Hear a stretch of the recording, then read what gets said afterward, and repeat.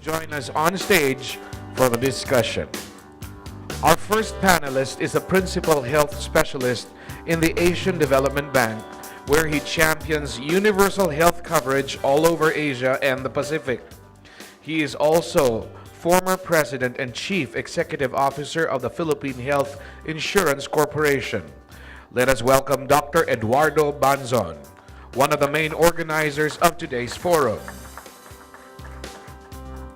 Also joining the panel is the current official spokesperson and assistant secretary in the Department of Health, concurrently Director 4 at the Bureau of Local Health Systems Development.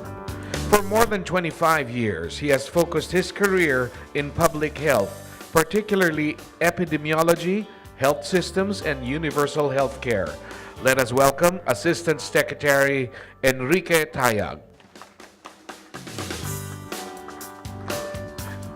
Our moderator for the forum is the Chief of Party of the Health Policy Development Program, a USAID-funded policy support project implemented by UP Econ Foundation Incorporated. He has extensive experience in health reforms and clinical and health economic studies. Ladies and gentlemen, Dr. Carlo Erwin A. Panelo.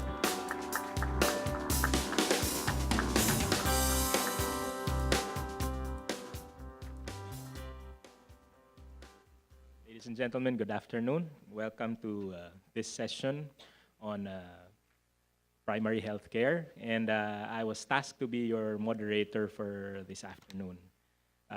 Dr. Paterno has started off the afternoon by giving us different alternatives to what a framework or a suitable framework is for a primary healthcare system.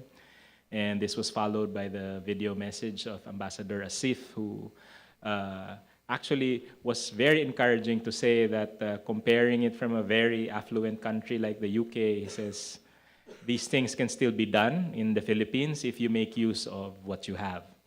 So to carry the discussion further, we have two panelists that will share their views as well on what they think about the appropriate primary healthcare system is in the country. And I would like to start by calling on Dr. Banzon to give his remarks.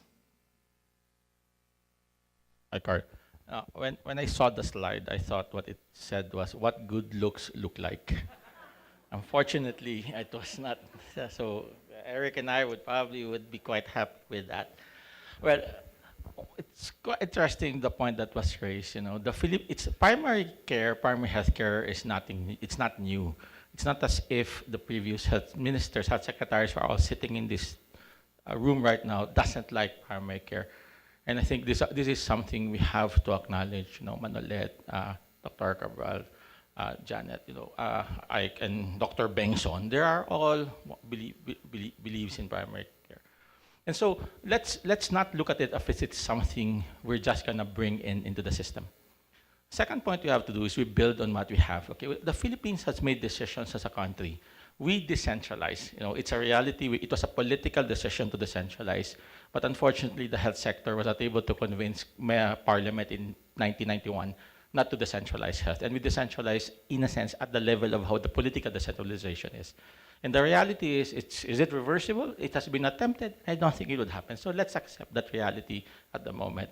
Second, we allow the private sector. I love what British Ambassador Asif said, but you know, we as a country, we allowed private sector participation. We have allowed private hospital to be part of the game. We tolerate private practice, and I don't have any friend, I think, who works in the government hospital who do not do private practice. And we have private rooms in government hospitals. So if we want to move forward, I think and the thirdly is that at the end of the day, the Ministry of Health, the Department of Health, is the one that really should be the driver of this. So to move forward, how do we really, in a sense, lay down the framework for primary care? Can it actually be done in the way it was presented? It was a top-down approach, as if it's, the way I was listening to it, as if the country is still a centralized, it's like pre-Bengson, pre-1991, where everything is centralized, and your approach is an administrative reconfiguring of how health service delivery is done, and you only depend on the private sector to do it. you seem to forget that we have established and created a government purchasing called PhilHealth. That's actually where you put the sin tax money in. So it's sort of disregarded and look at it just a simple financing mechanism, and then basically thinks that the DOH could just basically change everything. I think as if we shall I stop? If we continue to, in a sense, if that is your approach in primary care, then you have a problem. I think they should step back in a sense and try, in a sense, reflect on where the country is. What's DOH? DOH is policy making, DOH is regulatory. Okay, so what are the elements you need from a regulatory body to make primary care work? Is there sanctions if you join primary care? So countries that have primary care work put in sanctions. You go to the hospital, you pay more. You go to the hospital, you cannot even go to the hospitals. And that is something DOH can do. Either using the element of PhilHealth or using the element of you could not go into any government hospitals. Does it use it for licensing? Does the way they do their licensing actually promotes primary care? It does not. Is there even a definition, which is in a sense part of regulatory work, of what primary care facilities are? It does not. So for me, that's one part. Second, the Department of Health, with a combination of the money that they have mobilized from their budget and PhilHealth, has actually now do a lot of transfers or payments or purchasing, both from the private sector using PhilHealth and government. When you look at all these doctor to the barrios, all of these HFPF, these are essentially central government transfers. So has DOH actually used those powers, those transfers, including PhilHealth, in a manner that promotes primary care? All you have to do is, in a sense, pay for primary care a little bit much more differently. We already have that in place. And in a sense, this is where you bring in the private sector. I think this was what's missing in this presentation. I could not hear the role of the private sector. The Philippines is 50% urban, and urban, it's private. Yes, I recognize we have to deal with the poor in the rural areas, but it doesn't mean you cannot just do a primary care strategy without engaging and involving the private sector. It is a strength of the Philippines. To disregard it, I think, would not be a good way to do it. Third, are we looking at it in a way that if this happened, this actually means one thing that has happened in the story of Vietnam and Thailand. It actually means people who don't access care will now start accessing care. So you're gonna have a ramp up in people demanding health services. So do we approach it by simply saying, okay, this is the number of staff I need? Or we do it in a sort of, okay, can we produce enough doctors and health workers to do that? We're a country with nurses, but we don't even want to talk about nurse practitioners on the table. We could actually convert a lot of these nurses overnight with a combination of training and policies into very powerful resources for health practitioners. Because doctors, you can just look at patients, but we're not even being creative in the way we look at HR and have a simple approach of simply creating more positions and just have it staffed. And the moment you have it, then the money would come. And finally, number 4, look, sorry. This was not around in 2010. In 2010, how many smartphones were there? So in a sense, one of your biggest problems when you set up primary care systems is the ability to refer, to move messages. Why do people go to straight to a hospital? Because they're afraid that their care. Technology has evolved now to the point it's a very powerful resource. So again, my point is this. Primary care is something I think everybody in this room agrees that it's the way to go. I don't think we can have anybody here in this room who will disagree that the country should shift into a primary care system. But I think what we need to discuss is to do it in a way that is coherent on what's currently there in the Philippines, that builds on the strengths of the Philippines, that addresses the weaknesses that we have, which is in a sense overly decentralized system, strengths, which is a PhilHealth, private sector, strong local government stories, and then builds on the resources that we have, lots of nurses, ability to produce health human resource, ability to build up good information system because we're supposed to be good in IT. And that's how we will move forward. Thanks a lot. Thank you, Dr. Banson. We'll hold on the questions for now. I'd like to call on Dr. Eric Tayag for his remarks. Good afternoon. Hello.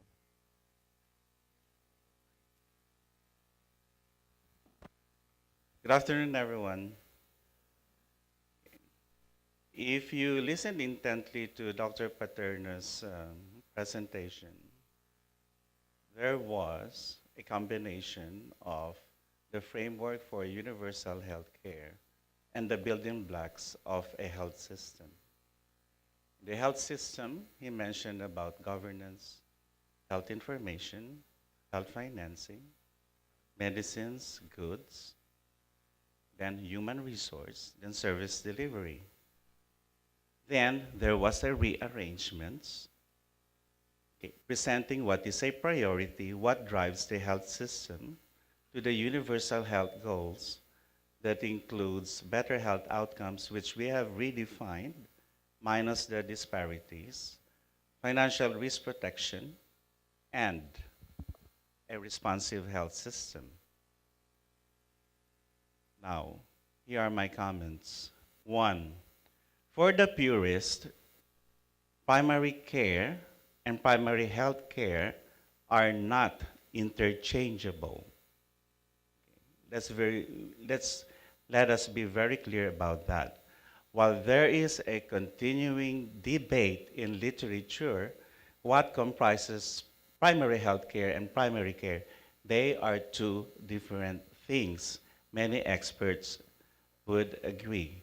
Primary care refers to the first contact, a family physician type originating from England, and so therefore the alma mater speaks about primary health care, talking about the combination of the primary care and community-based health interventions. Secondly, while we appreciate Dr. Paterno's that the Philippine Health Agenda is from womb to tomb, we're not ready for the tomb yet. It's from womb, the graphics, there's no tomb in the graphics, Dr. Paterno.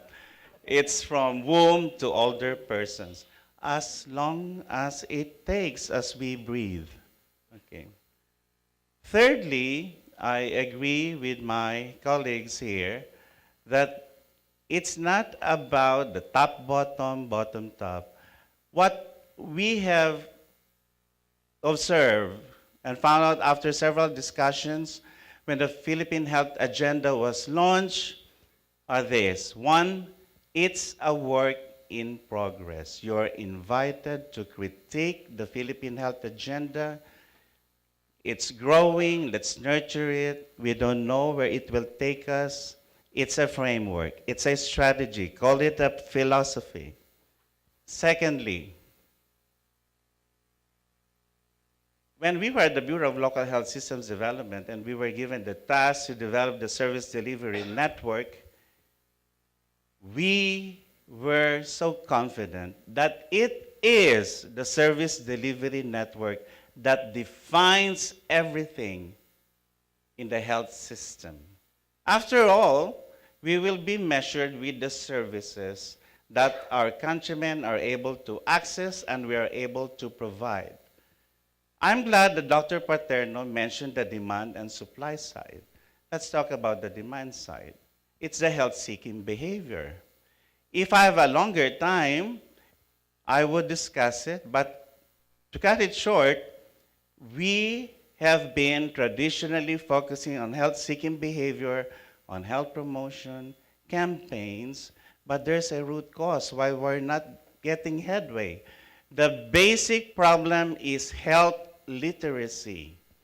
Many citizens in this country, including the learned, the professionals, do not have that level of skills that we can aptly describe as a fair health literacy.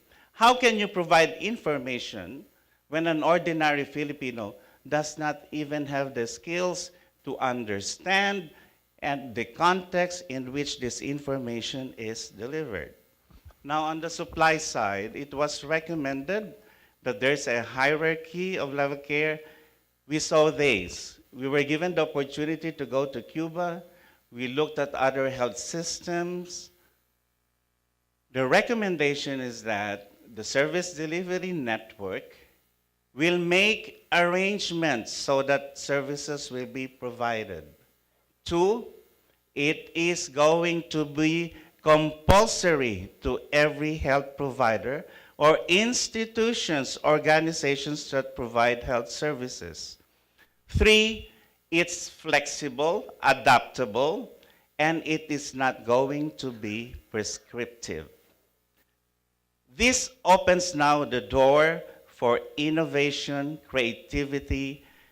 Look at it this way. On one side, there's explore. On the other side, there's exploit. When things are going well, we exploit. We scale it up. We improve coverage. And if we want to find something else that works better, we explore. Just finding a restaurant, for example, among yourselves. If you are satisfied with one restaurant, you are exploiting when you go back to that restaurant. But how would you know there's a better restaurant? That's when you begin to exploit. Now, we also have to balance entitlement, and that's what we fear about the Philippine Health Agenda when we mention about guarantees. We guarantee that this list of service packages, they will have access. We guarantee that a network will be established. We guarantee that there will be a financial risk protection.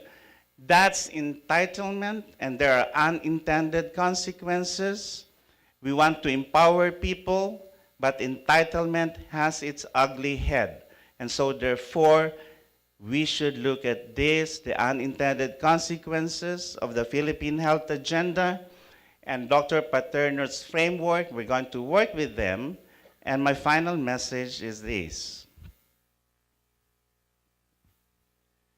When government, that's DOH, would list the goals for the Philippine Health Agenda, that's all for health and health for all, it's easy to define health for all. But the all for health part, the all for health needs big work, and you are part of that equation. Thank you and good afternoon. Thank you very much, Dr. Tayag. I know this is a very heated topic among many practitioners in this room, but we really are running out of time in our afternoon session. So we'll probably limit ourselves to 3 questions for our panelists. And before I take the first question, I'd like to remind that those who would like to pose their questions, please state your name and to which panelist or speaker you're directing your questions to. So may I have the first question for this session?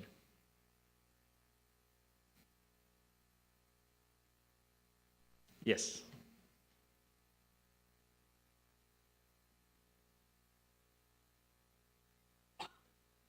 One, two. Hi. Good afternoon, everyone. My question. Sorry, I recognized him first. I'll call you next. Yeah, the microphone's working. Hello. Okay, it works. Hi, my name's Gabriel Georgie. So I think we all agree that primary healthcare is important in the overall healthcare system in the Philippines. As Dr. Banzon said, there's no doubt about that. We're all on the same page. But I think one of the challenges we have in the Philippines is the shortage of primary care physicians and nurses. So if you look at countries like Australia with an established, a robust primary care system, there are 25,000 GPs, or general practitioners, for 25 million people. That's, 1 for 1 million people.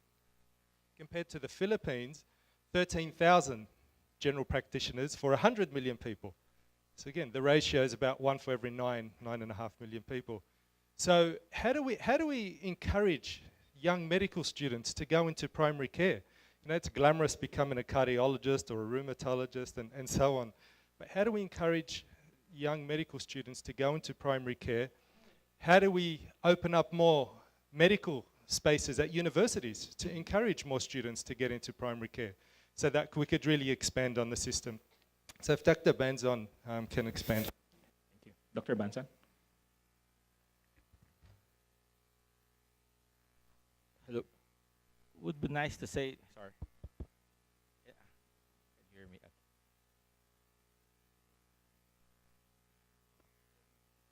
Nice to say that the Philippines is more efficient than Australia, so we don't need.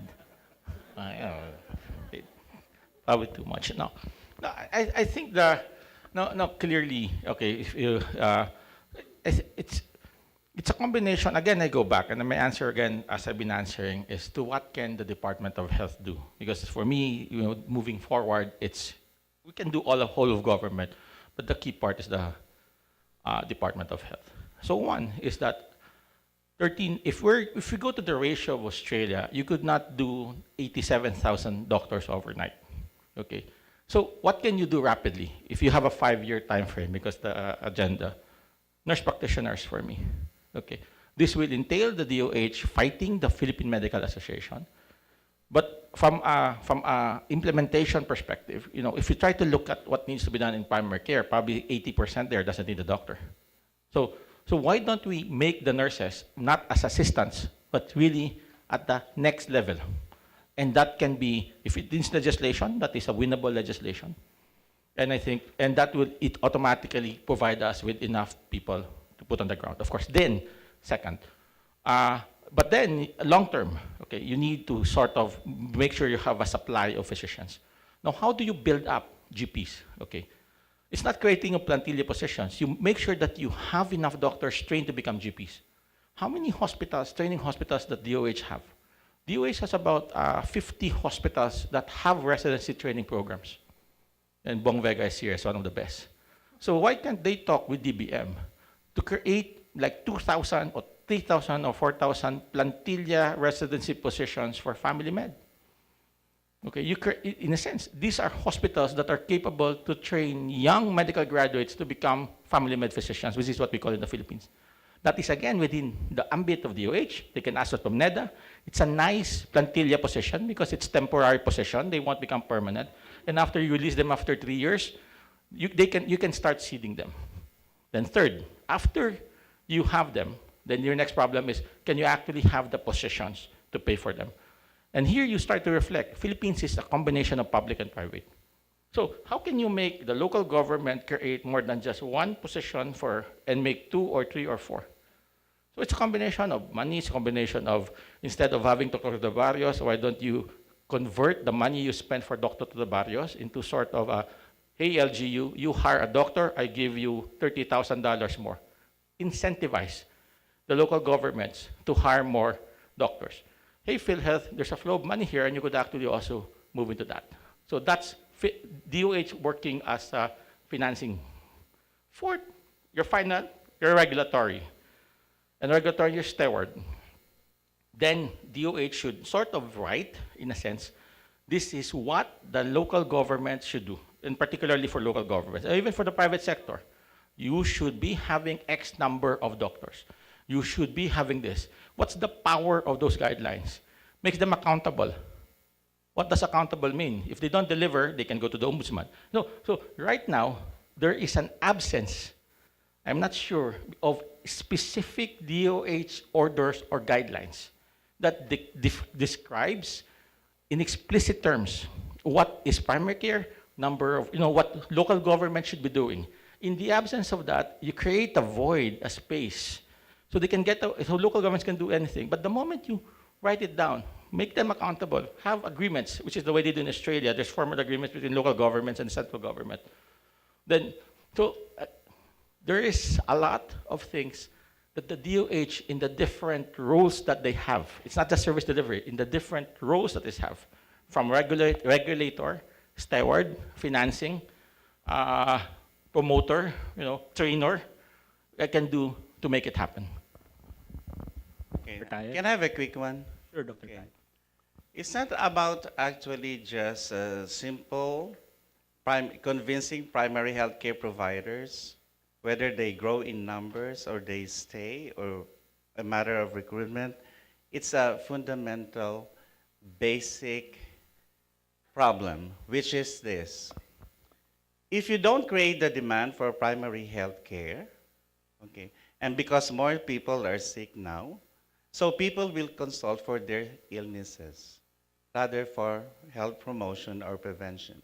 And so these primary healthcare providers, will lose their chances. We have given them the skills to provide the necessary interventions because people won't listen anymore because it's about prevention and they would say, oh, I'm already washing my hands, I quit smoking, etc., etc. And so therefore we should create that environment that favors the need for primary health care. Then we go to the numbers. There are many options and several were mentioned. What's going to happen, what we have recommended is this. Please brace yourselves. We're going to remove outpatients in hospitals. Are you breathing? Okay. The primary health care now, okay, will look at the risk factors, community interventions. So the guiding principle is to prevent illness at all costs. That's there at the lower tier. But of course, you cannot prevent disease. And there's a good number of individuals, for whatever reason, who will get sick and will require screening, diagnostics, and so there will be a polyclinic. It's still managed by local governments. And then you have your hospitals and apex hospitals.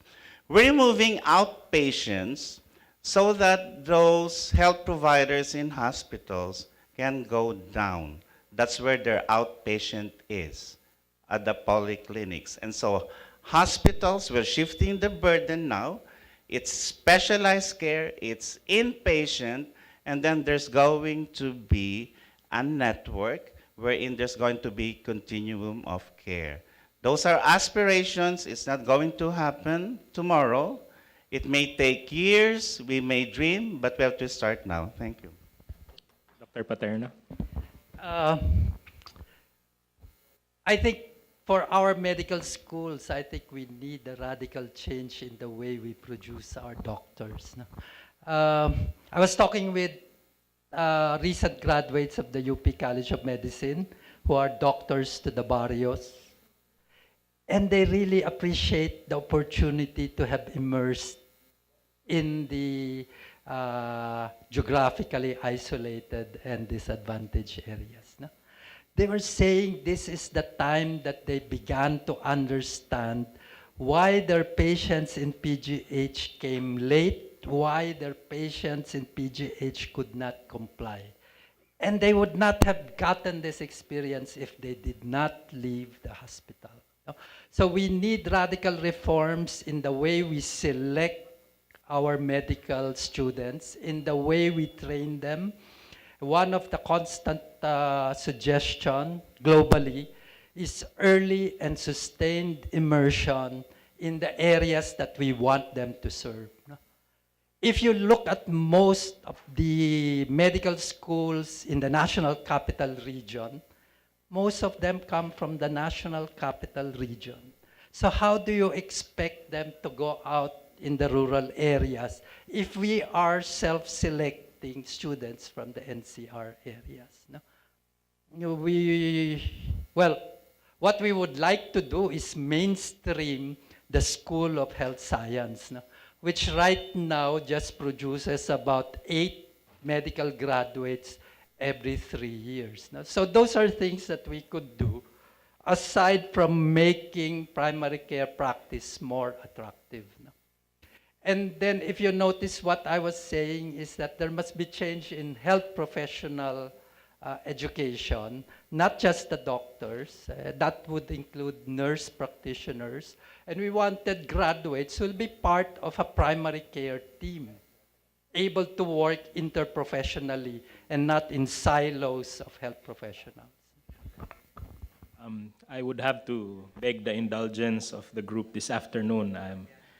The very limited time that's remaining for the rest of the program for today behooves me to cut short the session, so I couldn't take on additional questions anymore, although I did say that we'll take on 3. But let me just thank our speaker, Dr. Paterno, and our panel of reactors, Dr. Tayag, Dr. Banson, and thank you very much for your kind attention.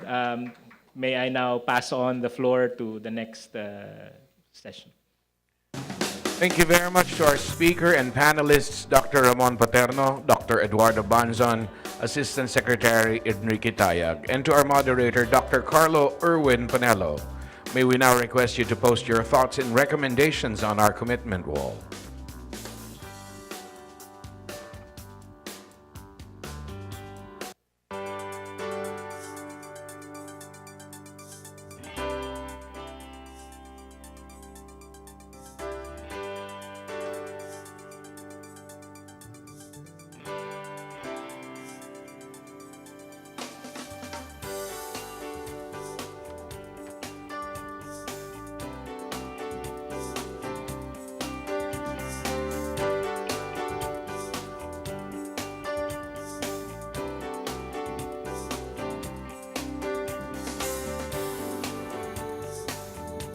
Before we proceed to our second panel discussion, we have another quick question for the audience. What should LGUs prioritize in health? Again, what should LGUs prioritize in health?